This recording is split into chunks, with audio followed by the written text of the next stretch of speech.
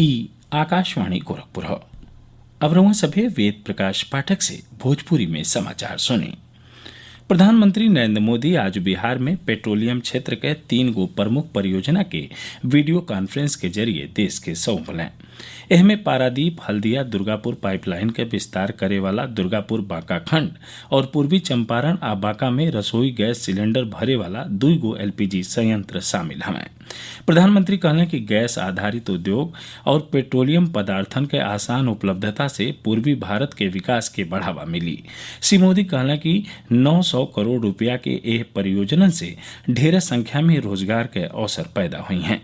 श्री मोदी कहलें कि प्रधानमंत्री ऊर्जा गंगा योजना के तहत 7 राज्यन के 3000 किलोमीटर लमहर गैस पाइपलाइन से जोड़ल जाई। श्री मोदी कहलें कि प्रधानमंत्री उज्ज्वला योजना के तहत 8 करोड़ लोगन के रसोई गैस कनेक्शन दिहल जा चुकल हमें।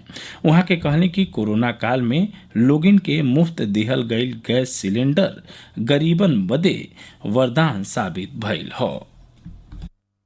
उज्ज्वला योजना की वजह से आज देश के 8 करोड़ गरीब परिवारों के पास भी गैस कनेक्शन मौजूद है। इस योजना से गरीब के जीवन में क्या परिवर्तन आया है, ये कोरोना के दौरान हम सभी ने फिर एक बार महसूस किया है। अब कल्पना कीजिए, जब घर में रहना जरूरी था, तब अगर इन 8 करोड़ परिवारों के साथियों को, हमारी बहनों को लकड़ी या दूसरा ईंधन जुटाने के लिए घर से बाहर निकलना पड़ता तो क्या स्थिति होती। कोरोना के इस दौर में उज्ज्वला योजना की लाभार्थी बहनों को करोड़ों सिलेंडर मुफ्त में दिए गए हैं।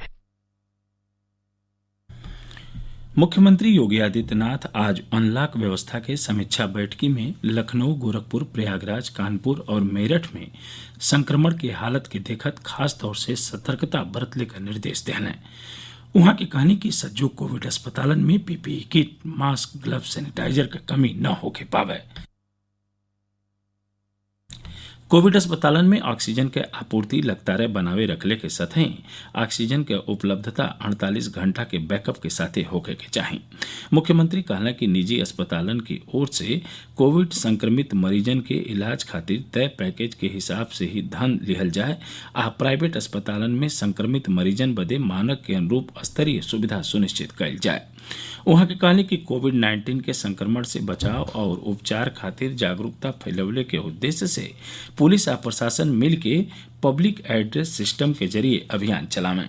मास्क न पहिरे वालन के खिलाफ सद्भावनापूर्ण ढंग से कार्यवाही कइल जाए, जैसे कोरोना काल में मास्क पहिरले के आवश्यकता के महत्व से लोग परिचित हो सकें। पूर्व केंद्रीय मंत्री और राष्ट्रीय जनता दल के सीनियर नेता रघुवंश प्रसाद सिंह का आज स्वर्गवास हो गए। श्री सिंह कोरोना संबंधी परेशानी के इलाज बदे एक हफ्ता पहले दिल्ली के अखिल भारतीय आयुर्विज्ञान संस्थान एम्स में भर्ती भइल रहने। राष्ट्रपति रामनाथ कोविंद और प्रधानमंत्री नरेंद्र मोदी उनके स्वर्गवास पर ढेर शोक जतौले हमें। राष्ट्रपति कहला कि ग्रामीण भारत के बारे में उनकर समझ असाधारण रहल। प्रधानमंत्री कहला कि श्री सिंह के स्वर्गवास से बिहार और देश की राजनीति में शून्य पैदा हो गई हो। मुख्यमंत्री योगी आदित्यनाथ पूर्व केंद्रीय मंत्री रघुवंश प्रसाद सिंह के स्वर्गवास पर शोक जतौले हैं।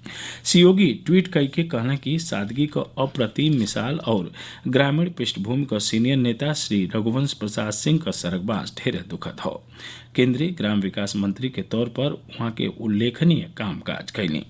मुख्यमंत्री ईश्वर से दिवंगत आत्मा के शांति के प्रार्थना करत शोक संतप्त परिजनन के प्रति संवेदना जतौने।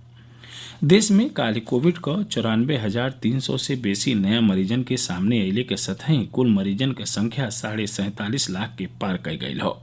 स्वास्थ्य मंत्रालय के हिसाब से अबले 37,02,500 से बेसी मरीज कोरोना संक्रमण से स्वस्थ हो चुकल हमें। देश में कोरोना से ठीक होखले का दर 77.88% हो। कोविड मृत्यु दर कम होके 1.65% हो गई बा। देश में कोरोना से स्वस्थ होखे वालन के संख्या रोजाना 70,000 से ज्यादा हो।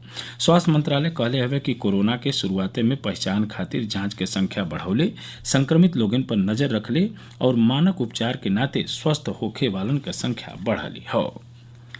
प्रदेश सरकार पेराई मौसम में गन्ना किसानन और चीनी मिलन के मजूरन में कोविड के प्रसार के रोकले खातिर हर संभव कोशिश कर रहा हो। गन्ना और चीनी आयुक्त संजय आर भूसरेड्डी कहले हमें कि कोरोना संक्रमण के रोकथाम बदे केंद्र के दिशा निर्देश का कड़ाई से पालन करवावल जाए। एकरे साथ ही भोजपुरी समाचारन के बुलेटिन पूरा भइल। नमस्कार।